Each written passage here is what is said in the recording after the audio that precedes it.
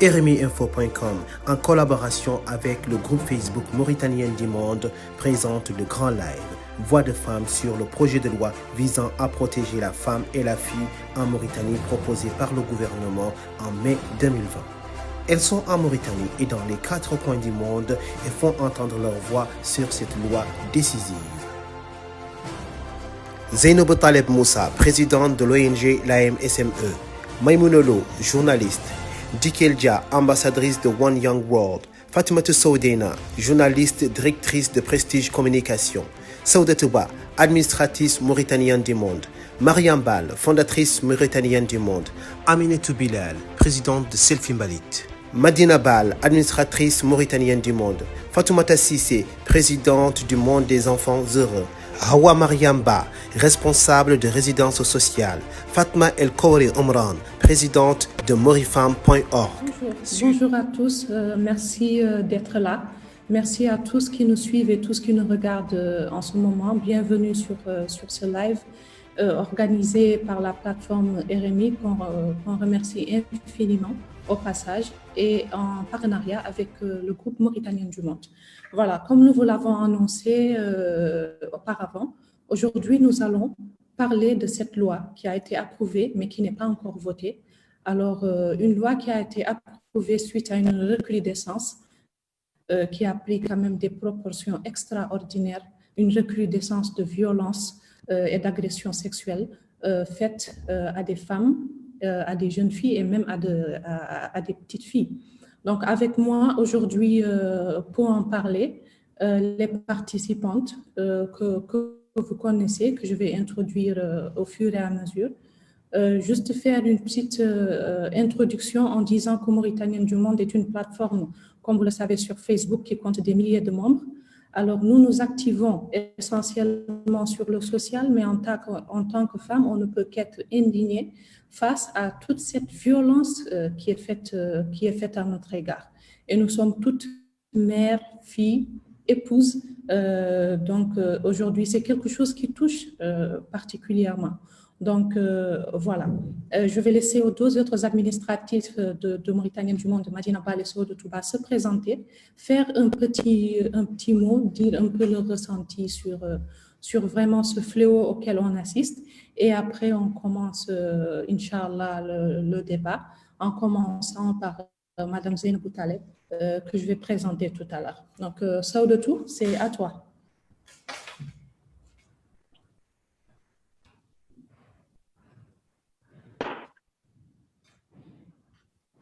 Voilà, Saoudatou, merci d'activer ton micro. Bonjour tout le monde, Saoudatouba, je suis administrative du groupe Mauritanien du Monde. Merci Mariam Bal, fondatrice du groupe, et à RMI Info de nous donner aujourd'hui l'occasion de faire entendre nos voix en tant que femme, en tant que mère, en tant qu'épouse. Je vais juste un peu aller dans la même lancée que Madame Mariam Bal. Aujourd'hui, nous faisons face à une recrudescence des viols et des crimes commis à l'endroit des femmes et des filles en Mauritanie. Ceci est scandalisant, révoltant, et plus que jamais, nous voulons que cette loi qui a été votée, que cette loi qui a été approuvée soit votée de manière à ce que nous puissions toutes vivre en sécurité dans notre pays et en toute sérénité. Voilà, merci à toutes les invitées ici présentes d'avoir bien voulu répondre à cette invitation. Merci Saoudatou. Madina. Bonjour tout le monde, c'est Madina Bal. Alors, je suis l'une des administratrices de Mauritanienne du Monde.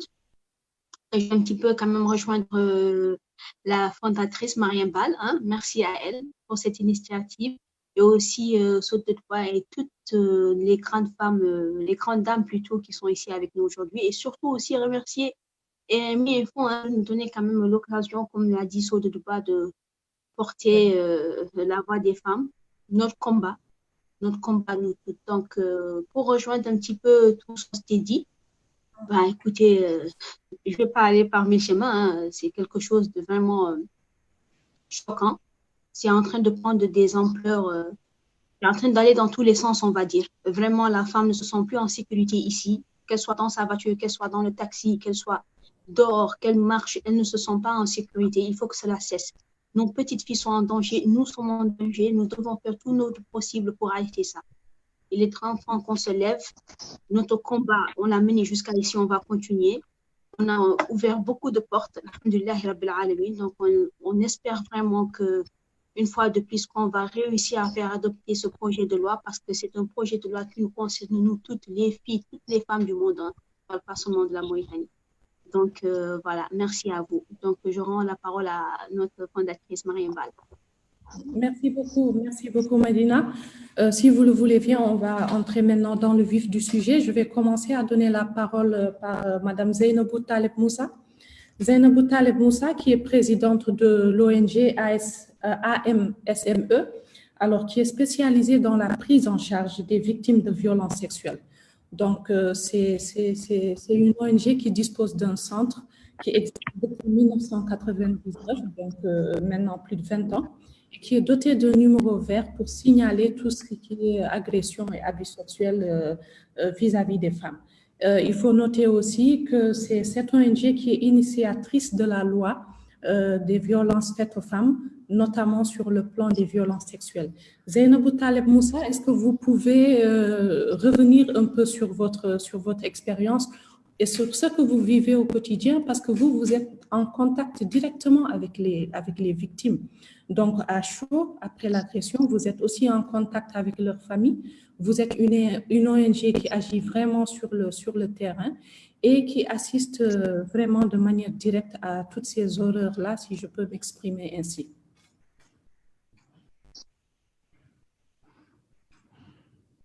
Zainabou, est-ce que vous nous entendez?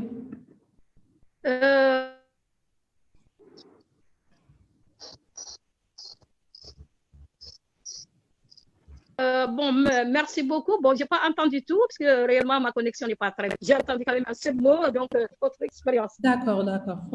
Voilà, juste nous dire rapidement ce que vous vivez quand vous êtes en contact avec Je pense que c'est bon. Si vous pouviez un peu reprendre.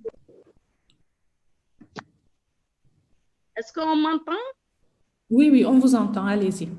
Ah, très bien. Donc, vous pouvez un peu me dire la question, comme ça je pourrais commencer à... Oui. En fait, je disais que vous dirigez une ONG qui s'occupe de prendre en charge les victimes de violences sexuelles en particulier.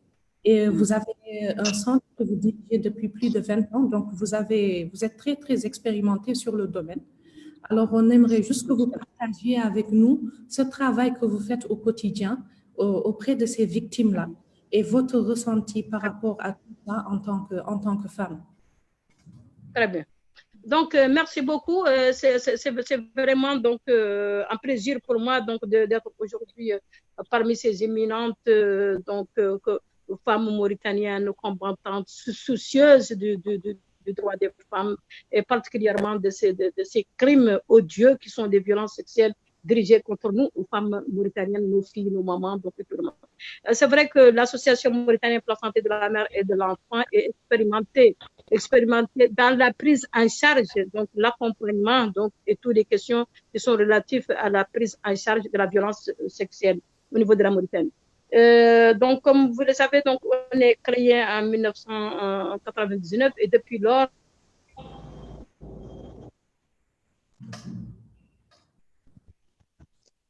un petit souci de connexion, apparemment. On s'est spécialisé totalement ensemble avec le WAPA qui a essayé de...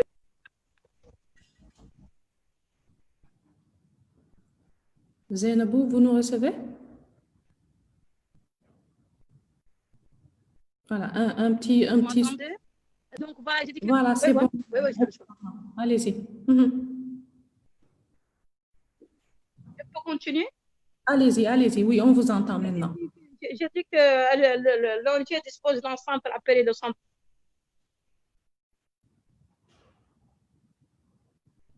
Apparemment, on a un petit souci de connexion. Donc, c'est un centre de signalement, donc gratuit, donc l'enfant qui va appeler. Et donc, il date depuis 20 ans, 21 années, donc aujourd'hui, l'existence.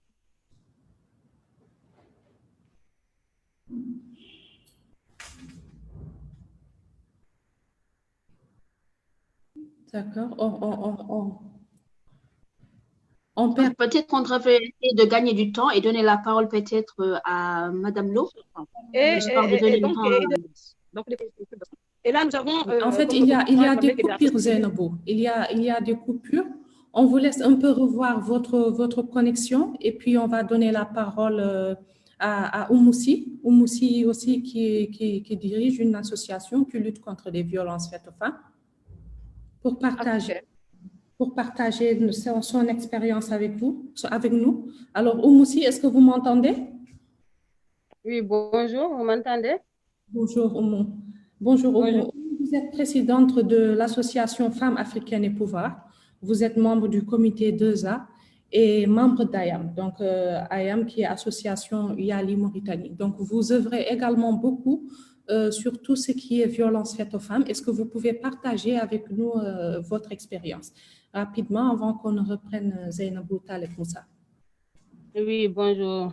Comme vous venez de le dire, bon, avant, je remercie la fondatrice pour avoir initié cette émission, Voix de femmes, en collaboration avec RMI. Merci de nous avoir donné l'occasion de nous exprimer sur ces violences. Bon, je m'appelle Oumoussi, je suis présidente de AFAP, Association Femmes africaines et Pouvoir, qui est un réseau international de femmes qui luttent pour l'indépendance, l'autonomisation et les violences faites contre les violences faites aux femmes. Tout à fait, oui. Et aussi membre de AYAM depuis 2 ans. Nous avons un comité qui s'occupe de tout ce qui est autonomisation de la femme et qui lutte contre les violences. Parce que nous avons jugé que la lutte contre les violences, pour lutter contre les violences, l'un des moyens, c'est de passer par l'autonomisation. Mais depuis quelque temps, nous avons remarqué une recrudescence des violences faites aux femmes et aux jeunes filles. Exactement. Les viols sont de plus en plus alarmantes. Absolument. Donc, nous avons décidé de dénoncer ça, d'abord en ligne, et à cause du corona, nous n'avons pas pu descendre. Mais nous sommes dit on va le dénoncer en ligne pour activer au moins les consciences sur ce qui se passe. Nous sommes en danger. Allô? Je vous entends aussi. Remplir en confiance dans ce pays, les gens subissent des viols, des violences en toute impunité. Donc, de ce fait, nous avons décidé de lutter pour au moins avoir cette loi. Nous nous sommes rapprochés de certaines personnalités de ce pays en qui on a des contacts directs et nous avons discuté de ça. Donc, depuis l'avènement de cette loi, nous nous battons pour au moins qu'elle soit adoptée. D'accord, c'est très bien, Moussi. Effectivement, la loi a été approuvée. La prochaine étape, c'est qu'elle soit votée, même si on est consciente que c'est une loi qui porte peut-être un certain nombre de faiblesses, mais vu l'urgence de la chose aujourd'hui, il est important que cette loi soit votée. Alors, Fatimatou Soudena, vous êtes journaliste, vous êtes très au fait de l'actualité concernant toutes ces violences faites aux femmes ces derniers temps. Vous êtes aussi de manière personnelle très, très, très engagé dans tout ce qui est injustice de manière générale et droits des femmes. Est-ce que vous pouvez partager avec nous votre expérience? On vous a vu dénoncer ces violences de manière très massive sur les réseaux sociaux. On a vu votre engagement personnel. Est-ce que vous pouvez nous en dire plus? Bonjour Mariam, bonjour à toutes. Je vous remercie pour cette belle opportunité. Je remercie également RMI Info. Mariam, vous savez que la recrudescence des cas de viol prend des proportions très, très alarmantes, malheureusement, dans notre pays. Et les mineurs sont la frange la plus touchée par ce phénomène. On nous rapporte qu'au mois d'avril, il y a eu plus de 25 cas dénoncés, parce que la plupart des familles étouffent l'affaire, surtout si le viol a été commis par un proche de la famille. Donc, ce qui me touche personnellement, c'est surtout le cas de ces filles, des jeunes filles de 4 ans, violée et jetée dans des ruelles par le même homme. Et également le cas de cette jeune tuée à la fleur de l'âge, violée et sauvagement tuée sur la route de Rosso. Mariam, c'est grâce aujourd'hui aux médias, je rejoins Oumoussi tout de suite, grâce aux médias et aux femmes battantes comme vous, que de plus en plus de cas sont rapportés et sont mis à la connaissance de l'opinion nationale et internationale. Je me remercie et je vous remercie surtout pour ça, puisque sans ça, les gens ne sauront pas ce qui se passe réellement en Mauritanie et les femmes pourront sensibiliser grâce à ça leurs enfants. Donc, la réalité est que, je l'ai dit tantôt, que la plupart des affaires de viol sont étouffées et il faut qu'on se batte pour que ça soit rapporté et que cette loi soit également votée pour qu'on puisse en fait franchir un pas, puisque sans ça, on peut rien faire. Les violeurs vont continuer à récidiver et ça n'avancera en aucun point, puisque la plupart des enfants n'ont pas de suivi psychologique et ça peut les suivre tout au long de leur vie et c'est quelque chose de très, très grave. Absolument, absolument. Merci Fatimatou. C'est vrai que cette dénonciation aujourd'hui, elle est extrêmement importante parce qu'effectivement, il y a beaucoup d'affaires qui sont étouffées, qui sont gardées en famille pour éviter, entre guillemets, ce qu'on peut appeler un certain scandale, alors qu'il n'y a pas plus scandaleux qu'un viol, je pense. Alors, toujours dans le cadre de la dénonciation, je donne la parole à Maïmouna Lo, qui est également journaliste et qui est très, très engagés de manière personnelle vis-à-vis de la dénonciation aussi de ces violences qui sont faites aux femmes et aux jeunes filles. Alors, comme le disait Fatima tout de suite, il y a eu une très grosse augmentation des cas d'agression sexuelle. Mais Mounalo, vous êtes au courant de tout ça. Est-ce que vous pouvez nous en parler? Oui, bonjour tout le monde, bonjour mes sœurs. Merci vraiment à RMI, comme l'a dit tantôt ma consoeur Fatima Soudena, de nous donner cette opportunité de lever ou bien de hausser plus nos voix pour que le monde nous entende, pour que les autorités nous entendent, pour que cette loi puisse être votée. Et je vous rappelle que la loi n'est pas encore votée, la loi est là et dans les tiroirs encore. J'aimerais bien que ça soit voté et appliqué. Donc, un petit rappel pour vous parler de cette loi qui est composée de 57 articles et de 6 chapitres. Et cette loi nous parle, par exemple, le premier chapitre nous parle des dispositions générales. Chapitre 2 nous parle de la prévention. Chapitre 3 nous parle de la protection des victimes. Chapitre 4 nous parle de la répression. Chapitre 5 nous parle de la procédure. Et chapitre 6 nous parle des dispositions finales. Donc, tout ça nous amène à traiter ces genres de sujets, moi personnellement, en 3 étapes. La première, c'est faire connaître cette loi. Il est temps que tout le monde, la personne qui est tout au fond de la Mauritanie, puisse connaître cette loi, que la loi existe, des braves femmes l'ont initiée, elle est là, il reste juste qu'elle soit votée. Et deuxième point, c'est de parler de ses forces, des forces de ces lois. Et le troisième point, c'est de ne pas baisser les bras, comme ce que nous faisons aujourd'hui, c'est de redoubler d'efforts, faire plus de combats pour que cette loi soit votée. Donc, ce qui m'amène à évoquer la typologie et manifestation des violences basées sur le genre, selon moi, qui sont réparties en 3 domaines. Il y a les violences physiques, il y a les violences des pratiques traditionnelles qui sont très néfastes, et aussi il y a les violences symboliques ou silencieuses, comme dirait le professeur Sosamba. Mais aujourd'hui, je parle particulièrement aux violences physiques à cette heure de pandémie où chacun est concentré à trouver une solution pour faire sortir ce virus dans ce monde, en Mauritanie particulièrement. Je le souhaite pour tout le monde. Ils m'ont annoncé qu'il y a eu plus de 90 cas de viol physique. En Mauritanie, plus de 90 cas.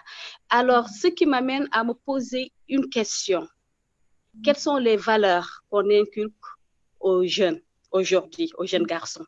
Est-ce qu'il y a-t-il ces valeurs? Parce que je vous dirais que l'homme est appelé à se contrôler. C'est ce qui la différencie de l'animal. Mais si ce contrôle n'existe pas aujourd'hui, où allons-nous? Donc, malheureusement, les victimes n'ont pas senti par exemple, cette valeur chez leurs violeurs. D'où l'importance de faire voter cette loi, comme je l'ai dit tantôt, et de la faire appliquer. Il y aura toujours, comme je l'ai toujours dit, il y aura toujours facteurs, des facteurs de résistance. Certains par manque de connaissances et d'autres aussi par, je dirais, conservatisme. Donc, nous, notre rôle, c'est de faire parler de cette loi et d'amener aux autorités d'envoyer la loi à l'Assemblée nationale pour que cette loi puisse être votée. Donc, je pense que je vais m'arrêter là pour le moment et pour que mes autres sœurs puissent y participer. Merci beaucoup, Maïmouna Lo, pour cette contribution qui est très pertinente. Vous parliez tout à l'heure des dispositions de la loi et vous vous êtes arrêté sur un terme qui est extrêmement important, c'est le sujet du genre. Alors, le sujet du genre qui porte aujourd'hui à polémique parce que les gens ont tendance à faire des amalgames, à l'interpréter autrement. D'ailleurs, il y a eu des manifestations dans ce sens-là, des gens qui considèrent que le genre, c'est peut-être l'apologie de certaines valeurs qui sont contre l'islam, etc. Alors, c'est dans ce cadre aujourd'hui qu'on a beaucoup de chance d'avoir avec nous Fatima El Khoury, Fatima qui est spécialisée dans la question du genre, qui est documentaliste, qui est aussi la première femme à avoir créé un site web en Mauritanie et qui est créatrice du premier site web destiné aux femmes. Qui est le site web morifem.org, entre autres, bien sûr, qualifications et compétences, dont des compétences en formation, outils Internet, etc. Alors, Fatima El Khoury, est-ce que vous pouvez justement nous éclairer tout le monde sur cette question-là du genre et sur la manière dont elle est abordée dans cette loi-là qui a été approuvée et qu'on demande à ce qu'elle soit votée? Merci, Mariam Bal, merci beaucoup, bravo pour cette initiative extrêmement importante qui met encore une fois en valeur l'éthique comme outil vraiment de développement et de promotion des droits des femmes. Vraiment, c'est un outil incontournable et cette pratique d'aujourd'hui le prouve vraiment. Et j'espère que nos organisations mettront plus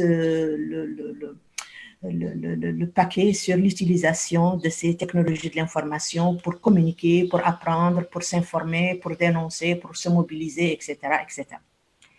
Je regrette que le collectif des droits des femmes qui a beaucoup œuvré pour ce projet de loi, il y a Zainabou déjà, Zainabou, une éminente militante des droits des femmes, notamment contre les violences faites aux filles depuis des années. Son centre est très connu, ses travaux, ses chiffres, ses statistiques, c'est vraiment quelque chose à valoriser, à féliciter. Il n'en demeure pas moins qu'il y a d'autres. Elles sont des dizaines et des dizaines de femmes qui se sacrifient dans cette œuvre associative pour vraiment dénoncer, donner de la lumière, mesurer l'ampleur de ces violences faites aux femmes qui ne sont pas seulement que sexuelles. Il y a les violences verbales, il y a les violences morales, il y a plein de genres de violences qui handicapent et qui sont de vraies entraves sur l'évolution de nos droits, de notre statut, de notre participation en tant que citoyenne, en tant qu'actrice de développement, en tant que militante, etc., etc. Nous sommes quand même, dans la plupart des pays et dans le monde, plus de 52%. Et 52%, nous savons bien que le monde ne peut pas partir, ne peut pas avancer si ces 52% et plus ne sont pas impliqués, ne sont pas protégés pour que leur participation soit vraiment effective pour un monde équitable, juste et durable.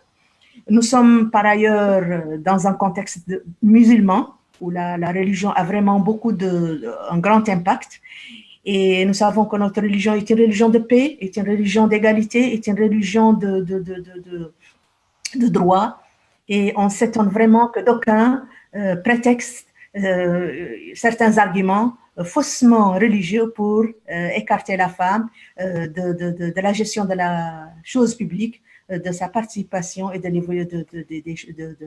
développement.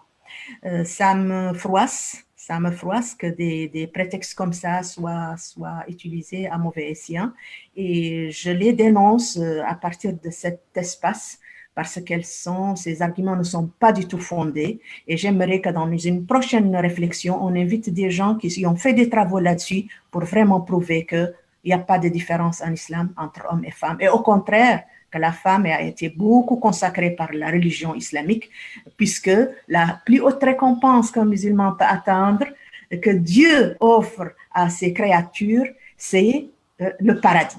Et il a dit dans son Coran, de manière très explicite, que le paradis est au pied des mamans, et la maman, c'est une femme. Et plein d'autres arguments. Je sais que nous avons des femmes musulmanes dans le monde musulman, aux Philippines, en Malaisie, qui ont travaillé dans des laboratoires, qui ont travaillé dans des centres de recherche, dans des think tanks, qui vraiment ont démonté tous ces arguments. Et ce serait bien qu'on puisse les divulguer, qu'on puisse les vulgariser pour que vraiment tout équivoque soit levé et que ce projet de loi qui a été validé par le Conseil des ministres puisse être voté sans aucun problème et que ça ne court pas le risque d'être remis encore ou rejeté encore une fois, comme ça a été fait en 2017. Voilà, je ne voudrais pas retenir la parole plus longtemps. Par rapport au genre, encore une fois, c'est une construction sociale. C'est une construction sociale qui, à partir de pouvoir, comment on appelle ça, de conflit de pouvoir, fait que l'homme ou la femme ait le pouvoir et soumettre l'autre partenaire. Et généralement, c'est l'homme qui a le plus de pouvoir et qui fait que dans ces sociétés-là où l'homme a le pouvoir, on essaie de soumettre la femme à son pouvoir en ayant des rôles spécifiques pour ces femmes-là, des rôles spécifiques, des tâches spécifiques, etc., etc. Et même aujourd'hui, ça continue puisqu'il y a encore des métiers qui ne sont pas faits pour les femmes, quoi. Quand vous dites, je veux vous demander un chauffeur et qu'une femme se présente, ça étonne tout le monde. On n'attend pas à avoir une femme plombier même, on n'attend pas à trouver une femme maçon, etc. Parce que c'est dans les cultures, dans les mentalités qu'il y a des métiers qui sont spécifiques aux hommes et d'autres qui sont spécifiques aux femmes. Et ça maintient cette inégalité, ces disparités et qu'on constate tout au long de notre vie, aussi bien en termes de participation économique, politique, etc. etc. Effectivement, voilà, c'est vrai qu'il y a cette question de mentalité là aussi qui est importante et qu'il faudrait souligner. Alors, Madina Bal, Sow Touba, qui sont administratrices de Mauritaniennes du monde avec moi, nous discutons sur énormément de sujets par rapport à ces violences-là et nous avons abordé à plusieurs reprises sur le groupe Mauritanien du monde le sujet des violences psychologiques parce que ce n'est pas seulement physique, il y a plusieurs formes de violence et cette loi justement ne protège pas que contre les violences sexuelles, elle protège aussi contre les violences d'ordre psychologique, les violences conjugales et d'autres types de violences. Donc, on reçoit encore énormément de confessions de femmes qui souffrent de violences psychologiques et c'est des sujets qui sont tabous dans la société. En général, on ne peut même pas en parler avec des proches. Donc, voilà. Est-ce que vous pouvez revenir là-dessus l'une et l'autre parce que c'est des sujets qu'on a beaucoup abordés sur Mauritanienne du monde. Et après, on passe la parole à Hawa Mariemba, qui est sociologue. Bon, effectivement, on en reçoit tout le temps, chaque jour, de ces femmes qui se confessent, qui vous disent qu'elles n'arrivent pas à s'en remettre. Effectivement, c'est comme, je rejoins une fois de plus ma sœur Fatima Soudé, ce qu'elle a dit, c'est très important. Les gens ont tendance à banaliser en fait l'aspect psychologique en fait. Un traumatisme reste un traumatisme. La personne ne s'en remet pas vraiment. Si elle s'en remet, c'est peut-être partiellement. On est des musulmans avant tout d'abord. Mashallah, alhamdulillah, on a une force supérieure, n'est-ce pas? On met notre religion en avant, c'est ça qui nous donne une très très grande force. Mais jusqu'à preuve du contraire, on est des êtres humains. Et tant qu'un traumatisme reste un traumatisme, comme je l'ai dit. Elles s'en remettent pas, elles se confessent, elles se disent que jusqu'à aujourd'hui, je vis ci, je vis ça, j'arrive pas à oublier ça, et c'est parfaitement normal. C'est difficile. On ne pourra jamais se mettre à la place des filles qu'on a violées, de ces femmes qu'on a violées. On ne peut pas. On dit là juste que je peux comprendre ou peut-être, on ne pourra pas. Tant ce qu'on n'a pas vécu, c'est qu'elles ont vécu en fait. Leur dignité a été bafouée, elles ont été humiliées, c'est-à-dire qu'on les a tuées une fois. 2 fois, 3 fois, chaque jour, elle se réveille et c'est un combat de vivre, c'est un combat de respirer.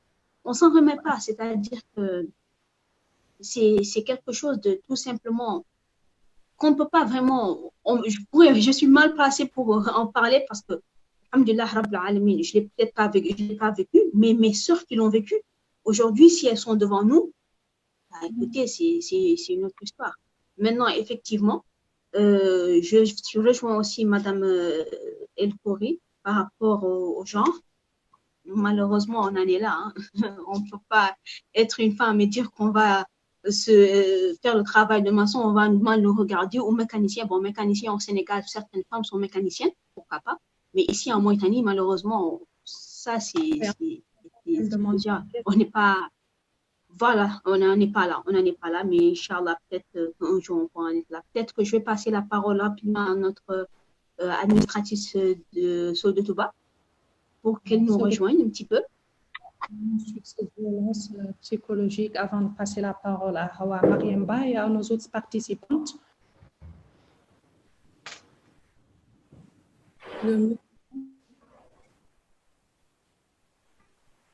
Alors, surtout, on ne vous entend pas, il y a un problème de micro.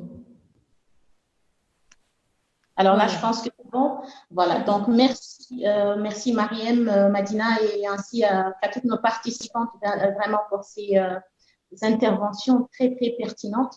Donc, je vais revenir un peu à ce que Mariem vient de dire par rapport à ces confessions qui n'en finissent pas, hein, je vais le dire. Elles ne sont pas visibles que sur Mauritaniennes du monde.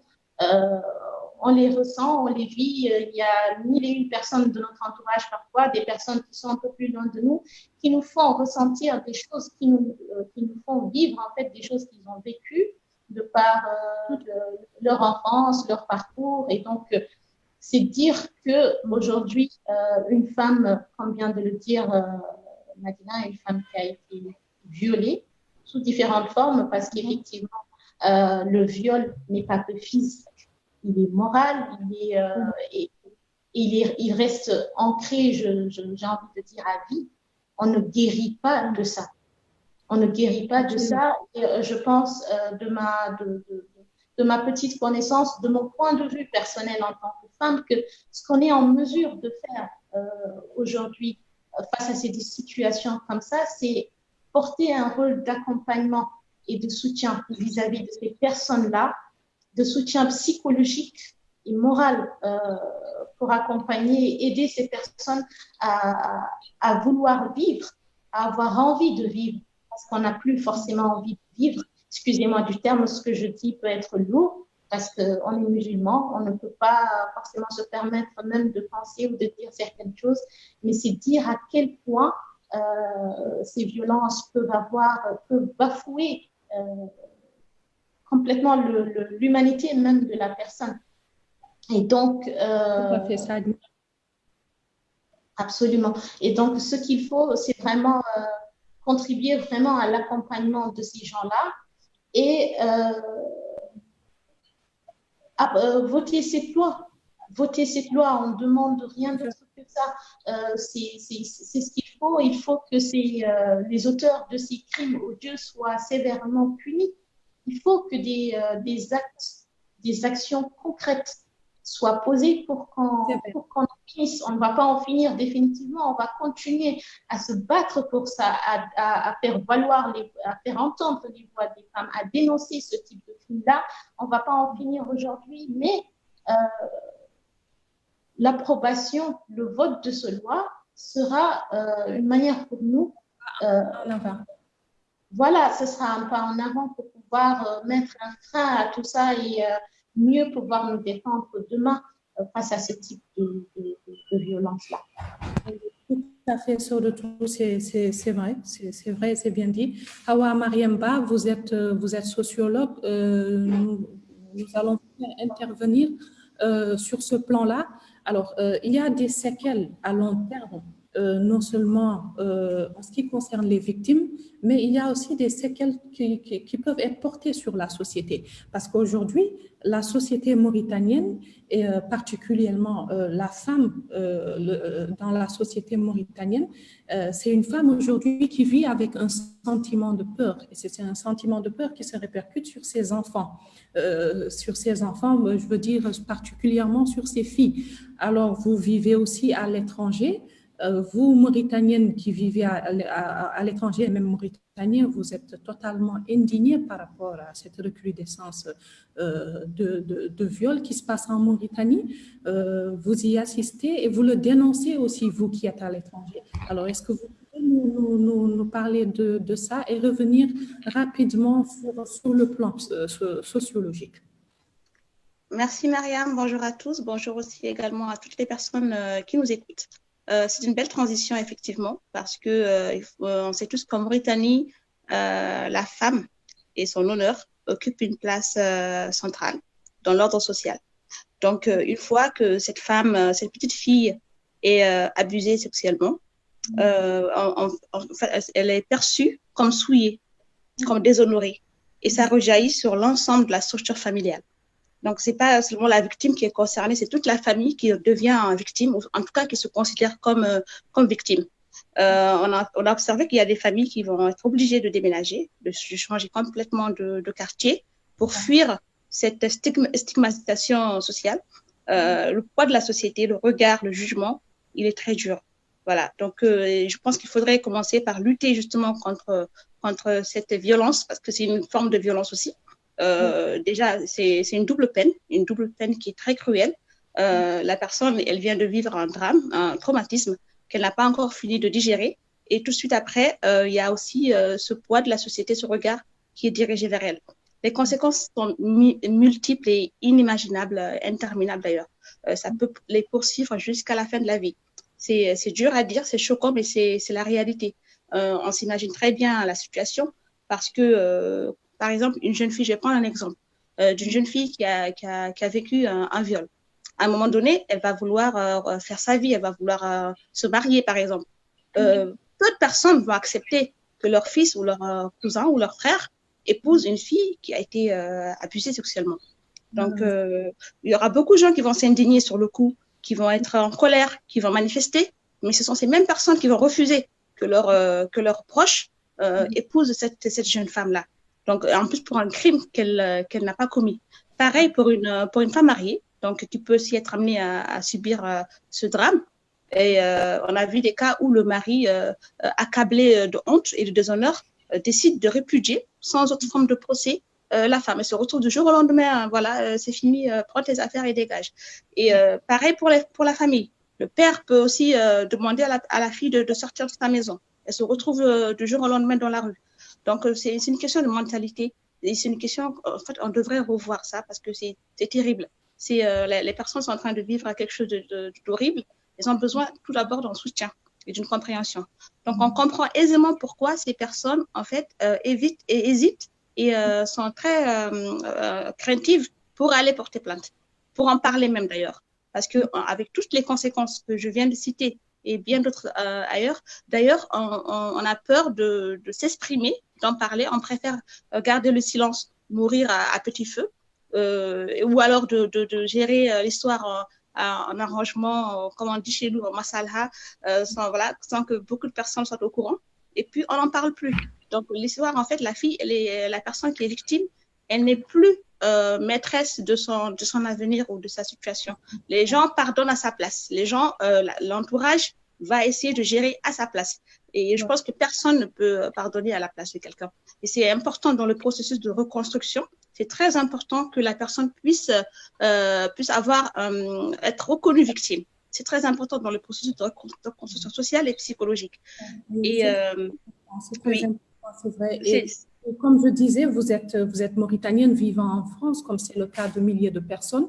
Quel est votre regard aujourd'hui sur ce qui se passe en Mauritanie par rapport à ces violences faites aux femmes? Et vous faites aussi des activités sur les réseaux sociaux, etc., pour dénoncer. Vous ne pouvez qu'être d'ailleurs indigné par rapport à ce qui se passe. Est-ce que vous pouvez partager avec nous le sentiment de tout le monde là-bas? effectivement, certes, je suis à l'étranger, mais je suis toujours en Mauritanie, en fait. Donc, je suis très intéressée par ce qui se passe dans mon pays. Je reviens régulièrement, très souvent au pays, et je suis au fait de ce qui se passe. Je suis sidérée de voir à quel point les choses évoluent. Je ne peux pas dire que ça n'existait pas avant. Je pense qu'avec les réseaux sociaux, c'est plus visible. Et aussi, grâce au travail des associations et de la société civile, les gens ont plus, voilà, ont plus le courage de dénoncer certains faits et de s'exprimer. Et du coup, moi, je pense qu'il faudrait continuer dans cette lancée-là. Et ça doit commencer au sein de la famille, de la cellule familiale. Les parents doivent revoir le modèle éducatif et social. On n'est plus il y a 40 ans. Aujourd'hui, la société évolue. Les enfants sont en danger parce qu'il y a beaucoup de choses qui interfèrent dans l'éducation. Ils sont exposés aux écrans. Donc, on ne peut pas tout contrôler. Ce qu'on peut faire, c'est de créer une relation de confiance avec ces enfants dès le bas âge afin qu'ils puissent avoir confiance en leurs parents pour pouvoir exprimer leurs doutes, leurs peurs, leurs craintes et qu'on puisse réagir rapidement. Parce que s'il y a les tabous qui perdurent au sein de la famille, c'est mort parce qu'on ne peut pas exprimer quelque chose dont on a peur. Et les parents doivent écouter le plus souvent les enfants. Et l'éducation doit se faire dans les deux sens. Ce n'est pas que pour les filles. Les garçons sont aussi intéressés. Les garçons doivent être écoutés, formés, sensibilisés à cette question-là, tout en adaptant à notre réalité culturelle, sociale et religieuse. On peut le faire. C'est extrêmement important, effectivement, parce que beaucoup de ces prédateurs ne sont pas seulement dans les rues. Il y a beaucoup de cas de viol qui sont faits par des oncles, par des amis de la famille, etc. Donc, c'est important qu'il y ait cette communication-là pour que dès qu'il y a les premiers signes, que l'enfant puisse reconnaître et puisse dénoncer. Merci beaucoup, Hawa Mariamba. Cette intervention est très, très pertinente parce que le volet sociologique est important aussi. Donc, nous allons passer la parole à Madame Fatimata Cissé. Madame Fatimata Cissé, qui est infirmière majeure, donc qui a eu à avoir des cas de violence sexuelle en direct, si je puis m'exprimer ainsi, mais qui dirige aussi une ONG qui s'occupe d'enfants autistes. Alors, ce problème d'enfants autistes est un problème qui est assez sérieux, parce que même si les enfants autistes, notamment les filles, sont encadrées par leurs parents, etc., elles peuvent subir des violences sexuelles de la part de l'entourage. Alors, c'est quelque chose qui est très, très, très fréquent. Alors, ils sont autistes, ils ne peuvent pas, leur préparation est encore plus difficile que pour les enfants qui ne souffrent pas d'autisme ou d'autres troubles. Alors, Fatimata Cissé, est-ce que vous pouvez nous faire part de vos craintes sur ce plan-là, adresser un message à tous les parents d'enfants autistes pour qu'elles protègent leurs filles qui sont autistes par rapport à ces violences-là et revenir rapidement sur votre expérience d'infirmière, si vous avez eu affaire à des femmes et à des jeunes filles victimes de violences sexuelles. Merci, bonjour à toutes. C'est un honneur d'être parmi vous aujourd'hui. Merci à l'Info. Donc, je pense qu'aujourd'hui, je vais mettre le focus surtout sur la loi. Donc, le fait d'avoir une loi qui protège les femmes et les enfants en tant que tels dans notre société, c'est quelque chose d'extrêmement important et qui est conforme à nos valeurs. Et nous savons que dans notre société, il y a beaucoup de respect. Il y a beaucoup de respect qui sont dus aux femmes et aux futures mères, donc, qui sont les filles. Donc, le premier élément, c'est que cette loi mérite d'être prise et il faut qu'elle soit défendue parce qu'elle est conforme à nos valeurs.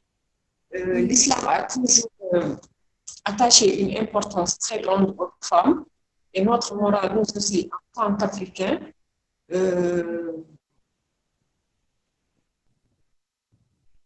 accorde aussi de l'importance aux femmes et aux filles, parce que les filles seront les femmes de demain. La loi, dans son contenu, elle définit de quelle violence il s'agit. De quelle violence. Donc, le fait qu'on fait violence chez les femmes et chez les filles, qu'est-ce qui définit cette loi? Ce qu'on exerce contre les femmes et contre les filles. Et je pense que moi, aujourd'hui, ce qui m'interpelle en tant que en tant que major qui travaille dans un centre de psychiatrie et qui reçoit énormément de femmes qui ont vraiment, en tant que membre du corps médical, je souligne que cette loi prévoit une place particulière au rôle de le personnel de santé. Absolument. C'est très important. Nous sommes souvent dans les hôpitaux, nous sommes dans les dispensaires, dans les centres de soins, nous sommes les témoins directs. Et pendant très longtemps, des témoins silencieux.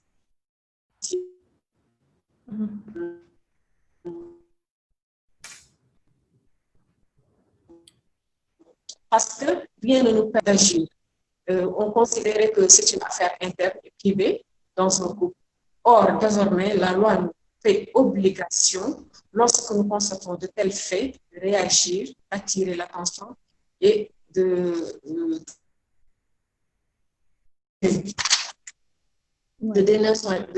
dénoncer ces faits-là comme étant des faits contraires à la loi. Et ça, c'est dit dans... Nous recevons énormément de femmes, énormément de filles qui ont été victimes de viols multiples. Ils sont frustrés. Il n'y a pas de...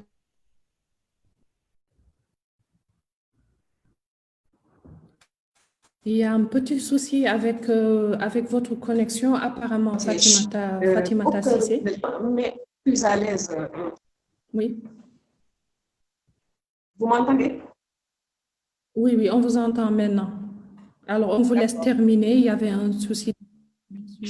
D'accord. Je dis que nous, en tant que membres du corps médical, cette loi, elle est très importante. Il faut qu'elle soit votée. Parce que cette loi nous donne l'obligation, nous, en tant que personne, de dénoncer. Voilà. Dans le passé, c'était des silencieux, mais là, nous sommes tenus de dénoncer. Et malheureusement, beaucoup de femmes sont diabolisées et n'osent pas venir, par exemple, aller à la police parce qu'elles ont peur d'être indexées. Et je pense que cette loi a mis fin dans tout ça. Donc, je retiens surtout sur le cas de l'autisme. Malheureusement, beaucoup de femmes ou de filles qui vivent avec un handicap sont victimes de violences sexuelles dans les familles d'abord et dans l'entourage. Et le pire dans tout ça, c'est que ce sont des personnes qui ne peuvent pas s'exprimer. Et alors que nous savons que par exemple, en cas de viol, tant que la victime n'a pas indexé le boulot, là, on ne peut rien faire. Mais cette loi, elle est très importante parce que là, je reviens un peu sur la loi du genre. Donc, ce sont des personnes qui sont triplement protégées. Donc, il y a déjà le constat, elles sont prises en charge totalement par l'État, donc il faut aller faire les bilans, faire le constat. Si on voit que, par exemple, il y a violence et activer les procédures de... Voilà. Donc, je pense que moi, aujourd'hui, je mets vraiment le focus sur cette loi. Il faut que cette loi soit votée. C'est l'objet de cette réunion. Il est extrêmement important que cette loi soit votée parce qu'il nous faut cette protection-là.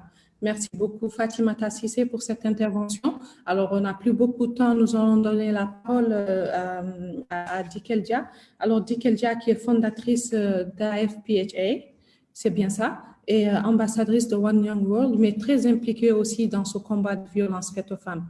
Alors, Dikel Dia, on a envie de vous demander, vous menez une action concernant le coronavirus, parce qu'aujourd'hui, on a envie de savoir, est-ce que ces cas de viol ont un rapport avec le coronavirus? Parce qu'il a été observé une recrudescence de ces violences-là depuis l'apparition de cette pandémie en Mauritanie. Est-ce que vous pensez très rapidement qu'il y a un rapport? Bon, salam alaikum tout le monde. Merci Mariam pour l'invitation. Et c'est un honneur de participer à ce live avec vous toutes, particulièrement à notre maman, Madame Zainabou, donc, qui est dans ce combat depuis 1999, donc l'année à laquelle j'ai mis mes pieds à l'école. Donc, juste pour être un peu aller au fond. Alors, avant que ce projet de loi à l'égard des violences faites aux femmes et aux filles soit approuvé, Oumoussi, qui est artiste et musicienne, avait formé un comité d'audience et d'audio et audience afin de lutter contre ce fléau. Donc, ce fut un soulagement lorsque nous apprîmes que le projet de loi a été adopté par le Conseil des ministres. Donc, malheureusement, il y a eu tout de même des personnes qui font tout leur possible pour que cette loi ne soit pas votée, malgré ce qui se passe actuellement comme viol et meurtre. Donc, c'est là que chacun d'entre nous, donc chaque membre du comité a essayé de faire un plaidoyer au niveau national qu'international. Donc, personnellement, j'ai contacté toute personne qui pourrait aider à faire entendre notre voix, nos cris de cœur et nos désarrois. Et il y a eu pas mal de personnes ou organisations qui ont répondu à notre appel. Donc, d'où le soutien de One Young World sous l'hashtag projet de loi VFFF lancé par notre sœur Diana Bajom. Donc, moi, personnellement, je suis consciente qu'il est vital que cette loi soit votée, mais aussi, je crois fermement qu'une introspection socio-culturelle est nécessaire afin de combattre efficacement ces violences faites aux femmes et aux filles. Je m'explique. Une fille a été violée. La première personne à s'opposer à ce que ce fait ne soit rendu public, c'est sa mère. Bon, je généralise pas, mais le plus souvent, c'est sa mère, car cette dernière, elle se soucie plus du regard que portera la société sur elle en tant que mère et sur l'honneur de sa famille. Donc, de ce fait, elle ne veut pas que l'histoire s'ébrouille. Si les gens, venaient d'apprendre que sa fille, par exemple, a été victime de tel acte, ce sera difficile pour elle de pouvoir marier sa fille. C'est notre réalité, donc il faut le dire. Par contre, si aussi la famille de la victime décide de porter plainte, elle risque de se retrouver non à la place de la victime, mais celle du coupable. Parce qu'il n'y a tout simplement pas une loi qui protège spécifiquement la femme ou la fille dans ces cas. Elle sera accusée du GINA et nous sommes tous d'accord que GINA est viol condo. Donc, je crois que, comment dirais-je, que nous avons tous remarqué que les violences à l'égard des femmes, notamment des jeunes filles, ont connu une recrudescence durant ce confinement. Et je me suis posé une question à maintes reprises. Pourquoi? Pourquoi cette recrudescence des viols alors que nous sommes en plein confinement?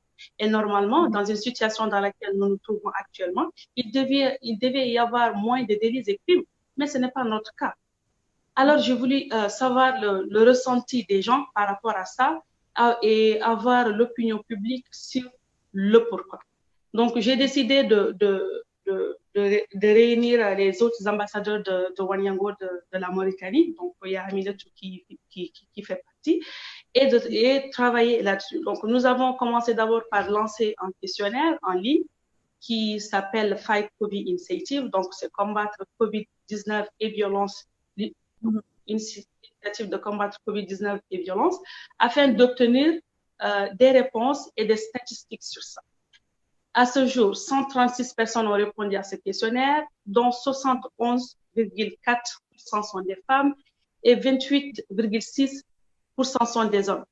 Rien qu'avec ces pourcentages, nous pouvons déduire que les hommes se sentent moins concernés par rapport à tout ceci, ce qui n'est pas le cas. 117 personnes ont répondu, 117 personnes ont dit avoir fait la même remarque, c'est-à-dire que les viols se sont multipliés pendant cette crise pandémique.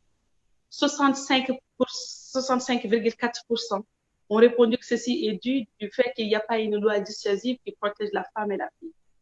41,7% pensent que ceci est dû à l'insécurité. 18,1% pensent que ceci est dû à cause du confinement. Il y a aussi plus de 110 personnes qui croient qu'il y aurait d'autres victimes qui ne se sont pas prononcées, particulièrement les victimes qui cohabitent avec leurs prédateurs, et ainsi de suite. Donc, le questionnaire contient 23 questions, et Inch'Allah, nous ferons une analyse complète des données et les partager avec tout le monde.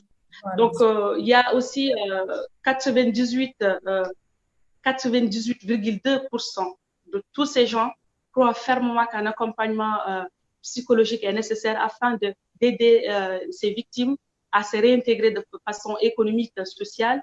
Mais malheureusement, notre réalité, si tu prends ton sac et tu dis je vais aller chez le psychologue, on te prend complètement pour une folle. Alors que il n'y a pas que les folles qui partent chez le psychiatre ou le psychologue. Il faut savoir faire une différence. Et aussi, il y a certaines choses, on a du mal à en parler. Donc, nous avons besoin d'un professionnel pour nous accompagner là-dessus. Et pour finir, j'ai juste 3 recommandations. La première, il faut que cette loi soit votée. Je suis d'accord.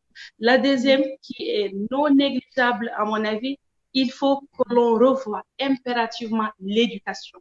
Et surtout, cet aspect culturel que nous avons à diaboliser la sexualité. C'est-à-dire qu'il est tabou de parler de ce fait. On n'inculque pas à nos enfants dès le bas âge de parler si jamais ils sont victimes des attouchements sexuels par un pervers, que ce soit un membre de la famille ou autre. Le plus souvent, dans la famille ou l'entourage, les prédateurs choisissent bien leur cible. Ils commencent par des attouchements afin d'être sûrs que la victime ne raconte rien à ses parents ou à quiconque d'ailleurs. Après s'ensuit le viol, ou je dirais les viols répétitifs, parce qu'ils sont sûrs que cette victime ne dira jamais un mot. Et le jour où ils douteront que cette victime dira quelque chose, nous savons tous ce qui attendra cette personne-là. Donc, la troisième et la dernière recommandation, c'est d'inviter les victimes d'en parler, de partager leur vécu. Ça pourrait aider les autres victimes à se prononcer et avoir le sentiment qu'elles ne sont pas seules et surtout qu'elles ne sont aucunement, je dis bien aucunement coupables, peu importe où elles se trouvaient au moment des faits, peu importe ce qu'elles portaient, elles ne sont pas coupables. Elles sont victimes de toute façon, elles ont besoin d'accompagnement, c'est clair, c'est parfaitement clair. Merci beaucoup Dikelja pour ces recommandations qui sont à retenir et qui sont très pertinentes. Il ne nous reste pas beaucoup de temps, on a à peine 5 minutes, nous avons passé la parole à Aminetou Bilal. Aminetou Bilal qui est géologue de formation mais qui est membre du Conseil consultatif de la jeunesse de l'Union africaine, présidente de Selfie Malit. Alors, Aminetou Bilal, nous avons vu votre engagement par rapport à ces violences-là faites aux femmes. Vous avez énormément dénoncé. Vous avez aussi été très au fait de l'actualité. Alors aujourd'hui, est-ce que vous pouvez nous dire pour vous qu'est-ce que représente l'importance que cette loi-là soit votée? Merci, Mariam. Salam alaikum tout le monde, ceux qui nous suivent et celles qui sont là présentes avec nous. Au fait, moi, comme tout le monde d'ailleurs, c'est tout à fait normal de s'indigner et d'être vraiment désolé par rapport à la situation actuelle que nous voyons tous. C'est vrai que les viols ont toujours existé. Heureusement, actuellement, nous avons les réseaux sociaux. Donc, grâce aux réseaux sociaux, les gens dénoncent ce qui s'est passé. Les gens relatent des faits. Même si, comme l'a dit tout à l'heure Dikel et les autres, il y a beaucoup de gens qui préfèrent ne pas en parler parce que tout simplement, il y a un impact sur la famille, il y a un impact sociologique, il y a un impact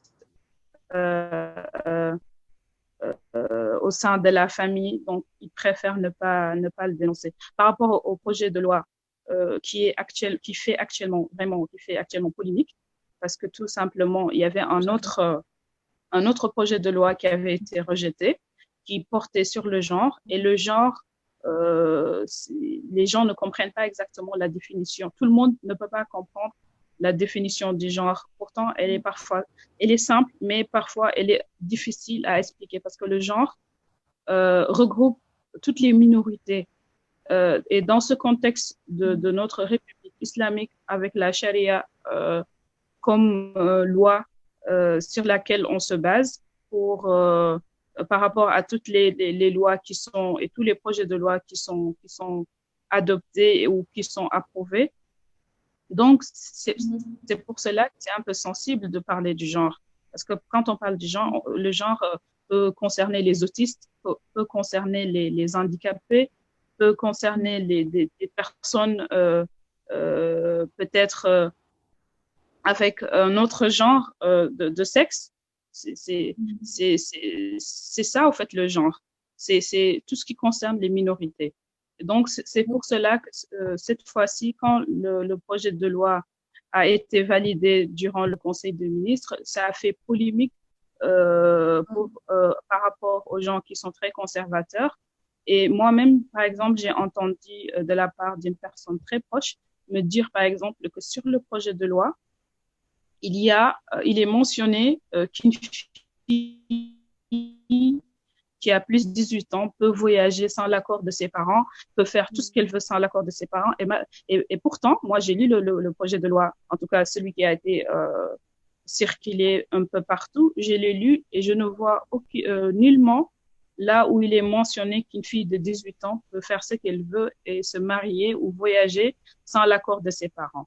Donc, tout ça, c'est pour dire que certains en ont profité pour partager des mensonges, c'est-à-dire les fake news. On est à l'ère des fake news. Les gens profitent à chaque fois qu'il y ait quelque chose. Ils en profitent pour faire soit du buzz, soit aussi parce qu'ils sont contre. Donc, ils vont essayer de rajouter d'autres choses pour que cette loi ne passe pas. Et beaucoup de gens, malheureusement, beaucoup de Mauritaniens pensent que ce projet de loi est contraire à nos valeurs islamiques. Donc, il va falloir qu'on fasse attention par rapport aux deux projets de loi, la précédente et l'actuelle.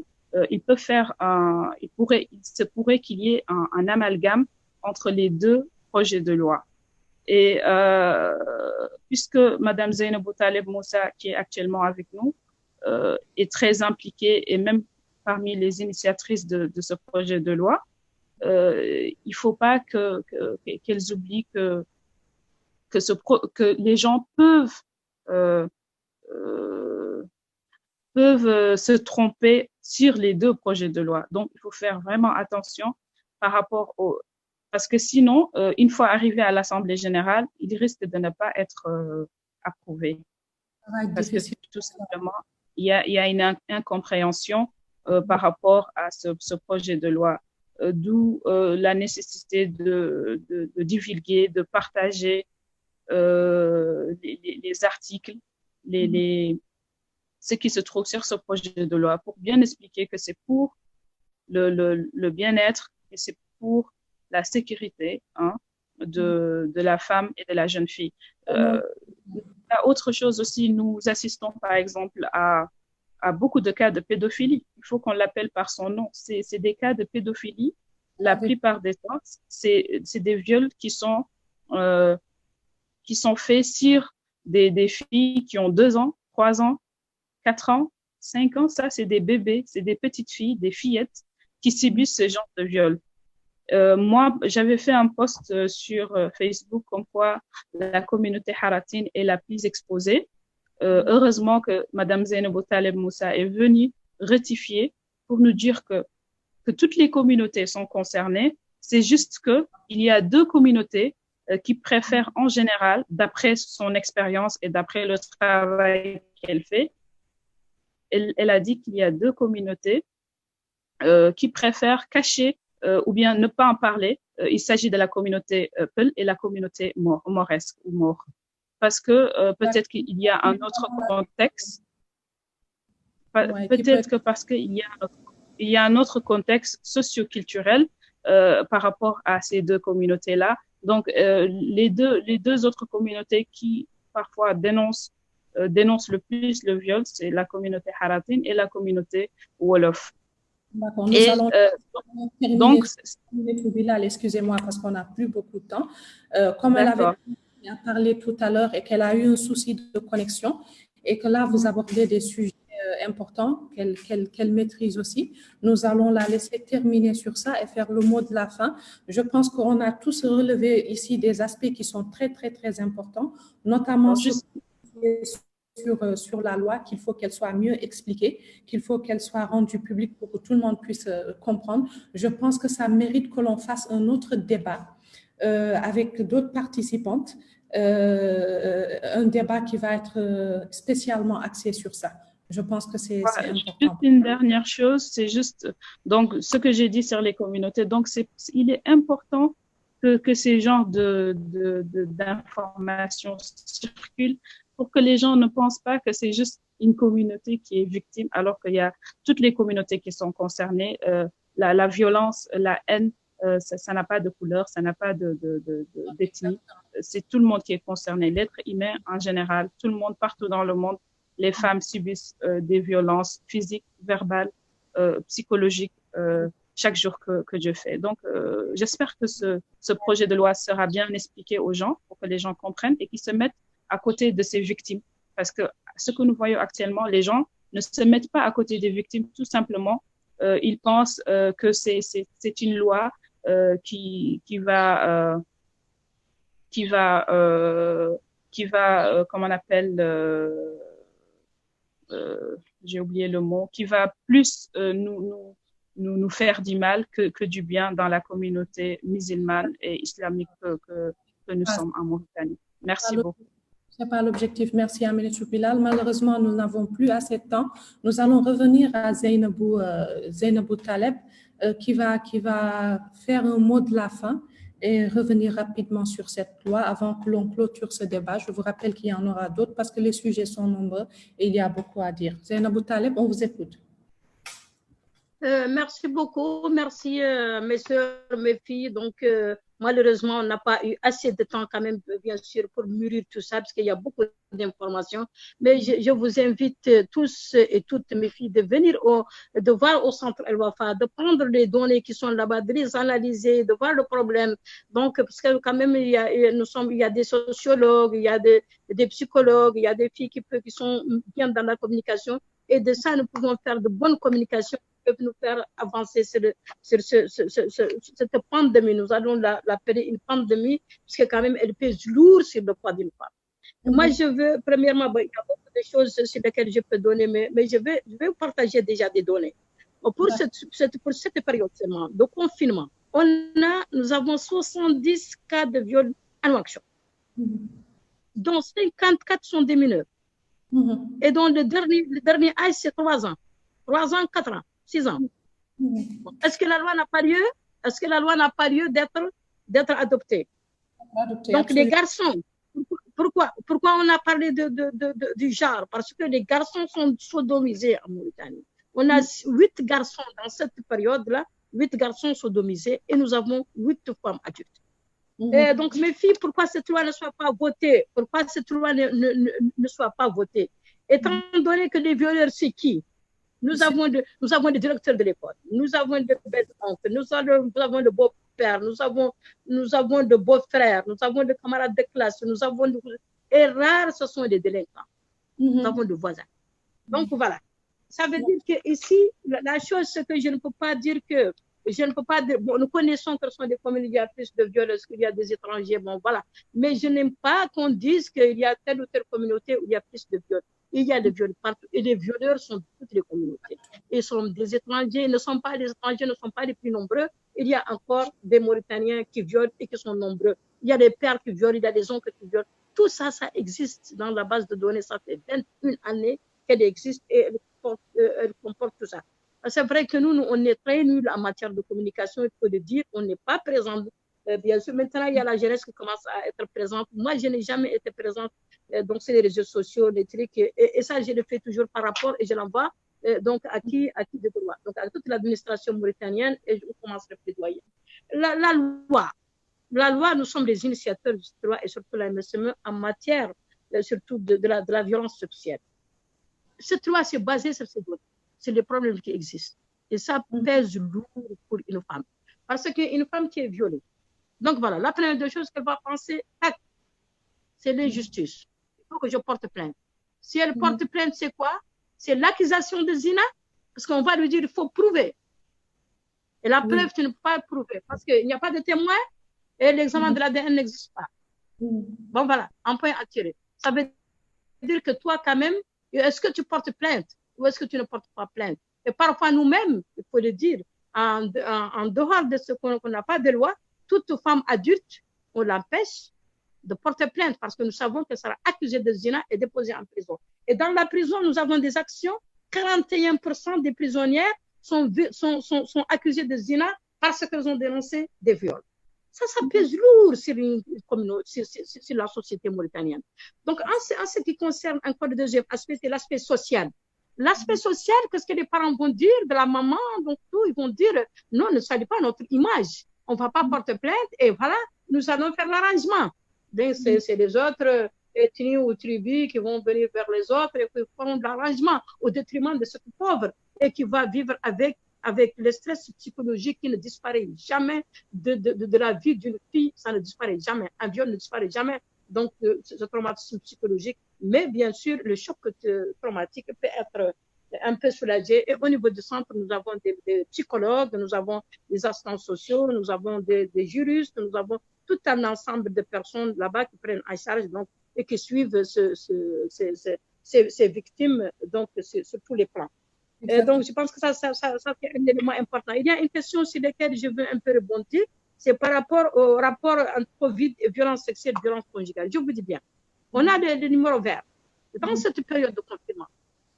À notre grande surprise, on voulait même, nous, être confinés. Mais la grande surprise, c'est que la violence sexuelle s'est multipliée et la violence conjugale s'est multipliée. Pendant le confinement. Dans une seule journée, nous avons accueilli 10 femmes qui ont des violences physiques conjugales avec leur mari, et dont l'une d'elles a failli se suicider devant nous. Parce qu'elle est enchaînée par son père. Ça, c'est un problème, ça, c'est bien sûr, comme vous le savez, c'est les problèmes psychologiques dans cette période de confinement où les familles sont là, donc les gens ont tous des problèmes, ne sont pas habitués. La violence sexuelle s'est multipliée dans cette période. Voilà, c'est toujours l'aspect psychologique. Et là, nous ne sommes pas protégés. La loi que vous voyez, elle s'est basée et elle protège. Mais pour nous, maintenant, elle ne protège plus assez. Pourquoi? Parce que les garçons ne font plus. On a du femme, filles. Donc, les garçons sodomisés, ils sont laissés eux-mêmes. Donc, mais quand même, n'empêche que réellement, il faut réellement qu'elles soient adoptées. Mais il faut que vous levez toutes mes filles sans exception. Toutes. Mais dans oui. Bon, c'est pas parce que nous, la MSM, on est spécialisé que nous sommes forts en matière de plaidoyer, ni de communication, non. Mais nous pouvons mettre à disposition tous les éléments qui permettent, et ça souvent nous le faisons, parce qu'il y a Kadiata Malik Diallo, pour lesquels on donne beaucoup de données qu'elle peut évoquer devant des gens. Il y a Maître Lilith, donc voilà, pas mal de choses que nous pouvons faire. Et on peut les faire pour toute la jeunesse, pour que réellement cette violence qui pèse très lourd. Vous savez, nous sommes des femmes. Aujourd'hui, en Mauritanie, le viol est devenu terre à terre. Donc, violer une femme, c'est absolument rien. Et ça, c'est la chose la plus grave. Donc, toucher la dignité et surtout, vous savez, la virginité. Chez vous, les filles, c'est une valeur culturelle. Donc, je pense que ça, c'est un élément. C'est extrêmement grave. Et comme vous continuez à se battre, et nous allons bien entendu nous rapprocher de vous pour avoir tous ces éléments-là qui vont contribuer à mener ce combat-là, parce que vous avez vraiment beaucoup d'expérience sur le domaine et vous êtes entouré d'une équipe d'experts, comme vous l'avez si bien dit. Et je pense que c'est extrêmement important. Merci infiniment d'avoir été avec nous. C'est vraiment très important que vous ayez pris part à ce débat. Malheureusement, on n'a plus beaucoup de temps. Nous avons presque terminé. Nous avons reçu des questions des internautes qui nous suivent.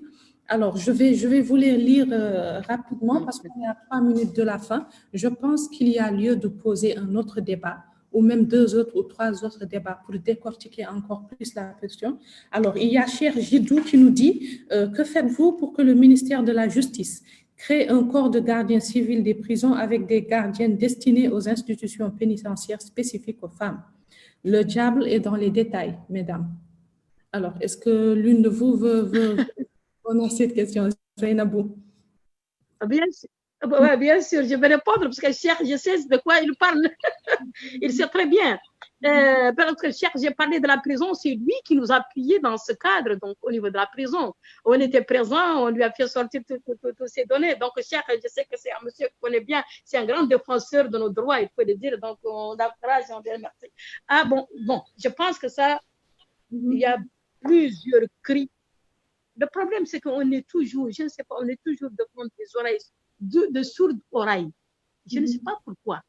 Parce qu'ils savent que la situation de ces femmes, vous savez bien, des femmes sont fermées dans un milieu fermé et que seuls eux et les gardes femmes, les gardes plutôt hommes sont ensemble. Qu'est-ce que vous pouvez imaginer? Moi, c'est pourquoi j'ai voulu moi-même être membre du mécanisme de prévention de la torture. Et j'ai été membre et j'ai visité et je ne posais que la question sur le problème de viol et on m'a signifié le viol dans ce lieu. Et là j'ai bien suivi ce monsieur et donc j'ai demandé à ce qu'il soit enlevé de là-bas parce qu'il y a un jeune qui était là, qui intimidait toutes les prisonnières et je connais très bien ceux qui sont sortis maintenant et ils peuvent être témoins. Et ça, c'est ce que je vous dis. C'est des choses que je peux prouver par témoignage des victimes elles-mêmes. Venez au centre, je vais jamais en prison. Celles qui sont violées par leur père, ils vont vous témoigner d'elles-mêmes et encourager-les à accepter. J'ai bien aimé de mes filles qui l'a bien dit. Il faut les encourager elles-mêmes à dénoncer. Je pense que plaidons, demandons, écrivons. Et bon, ne faut pas cesser. Surtout, c'est difficile. Il ne faut pas accepter. On a dénoncé, on a fait des déclarations. Moi, j'ai fait des déclarations que j'ai envoyées aux Nations Unies. Je l'ai fait à New York, je l'ai fait à Genève. Bon, on a essayé d'envoyer des recommandations. Combien de recommandations? Regardez la CEDAW, combien elle recommande. Donc, de mettre des garde-femmes. Combien de recommandations? Je pense à une autre question parce qu'on n'a plus de temps. Très bien. Okay. Je vais demander de vous revenir en privé parce que vous avez assurément beaucoup à dire et à donner. Alors, une autre question que j'adresse à Fatma El Khoury. Alors, on a une internaute qui nous dit que ce projet de loi ne parle pas de genre. Il n'est pas basé sur le genre, mais plutôt pour les filles et les femmes. Alors, qu'avez-vous à répondre, Fatma El Khoury, à cette contribution? Oui, elle a parfaitement raison. C'est vraiment un des points qu'il faut vraiment, une équivoque qu'il faut lever, que l'ancienne version du projet était effectivement axée spécifiquement sur cette notion de genre, parce que comme l'a dit ma collègue et camarade Zainabou, il y a aussi des garçons qui subissent des violences. Les petits garçons, ils subissent des violences. Il y a des hommes qui subissent des violences. Mais cette fois-ci, il faut bien aussi le noter, et essayer de vulgariser vraiment cette nouvelle version, que cette loi est spécifique aux femmes et aux filles. Et ça, c'est important de le faire dans une autre étape, d'exprimer et de vraiment faire la différence entre ces deux versions. Je voudrais aussi attirer l'attention un peu ici que les violences sexuelles, c'est pas spécifique à la Mauritanie, c'est pas spécifique au continent, c'est un phénomène mondial qu'il faut vraiment étudier et voir, qui mérite d'être étudié et de voir pourquoi, avec toute cette pseudo-avancée socio-économique, etc., pourquoi il y a plus de... L'homme revient toujours à son état animal et prône la violence comme outil de dialogue, comme outil de rapport interhumain. Ça, c'est des choses que les sociologues et les spécialistes devraient étudier et que l'État devrait encourager à étudier dans les universités et dans les laboratoires de sociologie et spécialisés. C'est très important de savoir pourquoi aussi, spécifiquement dans nos sociétés musulmanes, dans nos sociétés africaines, qui étaient battues autour de valeurs vraiment très morales, de valeurs vraiment très humaines, on constate de plus en plus cette recrudescence de violence de toute forme. Ça, c'est extrêmement important. Voilà ce que je voudrais juste dire dans ce sens. Merci beaucoup, Fatma El Khoury. Malheureusement, on est dans l'obligation de mettre fin à cet entretien. J'aurais voulu lire toutes les contributions et toutes les questions des internautes qui sont toutes pertinentes, mais tout ce qu'on peut dire, c'est qu'on va programmer d'autres débats où on pourra, chacune dans nos spécialités, en faisant intervenir d'autres participants, nous exprimer plus longuement sur ce sujet sur lequel nous pouvons passer des journées entières à débattre. Donc, je vous remercie toutes infiniment, Fatima Al-Khoury, Aminatou Bilal Dikeldia, Fatimata Sissé, Zainabou Taleb Moussa, Oumoussi, Fatimatou Soudeyna, les administratrices de Mauritaniennes du monde. Je vous remercie infiniment d'avoir pris part à ce débat. Merci à Maïmounolo, merci à Hawa Mariemba, merci encore une fois. Nous espérons vraiment que cette loi sera votée. On est dans l'urgence aujourd'hui. Les violences sexuelles et autres formes de violence prennent des proportions qui sont extrêmement graves, inquiétantes. Nous sommes toutes des mères, nous sommes toutes des sœurs, nous sommes toutes des filles. Aujourd'hui, c'est à nous de nous battre pour l'avenir de nos enfants. C'est à nous de préparer le terrain demain pour que les Mauritaniens de demain, nos enfants, nos petites sœurs soient en sécurité. Donc, merci infiniment à tous. À toutes, pardon, je vous dis à très, très bientôt pour notre débat et merci à toutes celles et ceux qui nous ont suivis. À bientôt. Merci beaucoup, mesdames.